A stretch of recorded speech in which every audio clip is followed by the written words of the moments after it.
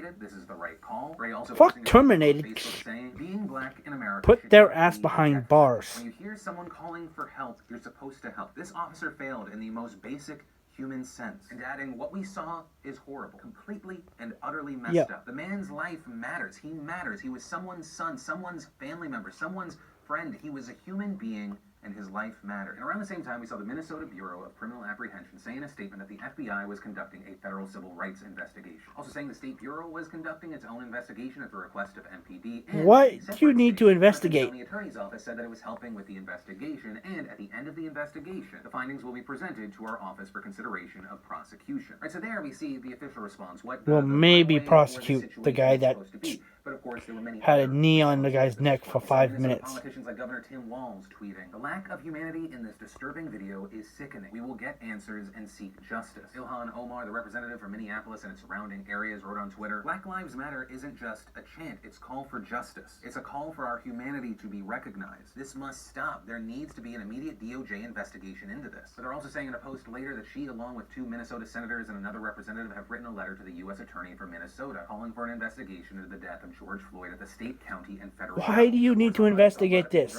If there was a video of me standing on a guy's neck for 5 minutes, there wouldn't be much of an investigation. It'd be like, hey, look, you standing on that guy's neck, he died. Maybe you killed him. Or, hey, look, I stabbed a guy and he died.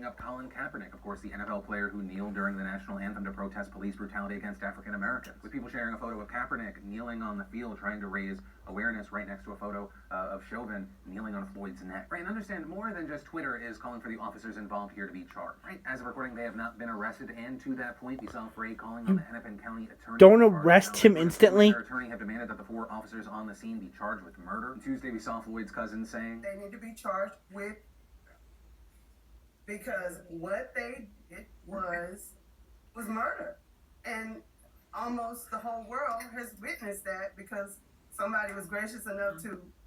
They need to pay for what they did. This morning, George's sister Bridget said something similar. With barbed wire baseball bat. Need to be put in jail.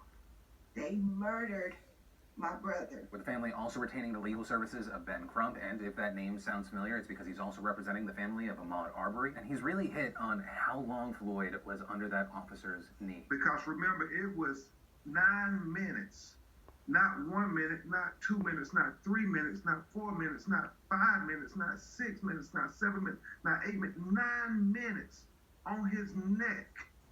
Just imagine, take a stopwatch and put 9 minutes and set the time on your cell phone, and just imagine what George Floyd endured for those 9 minutes, begging for breath.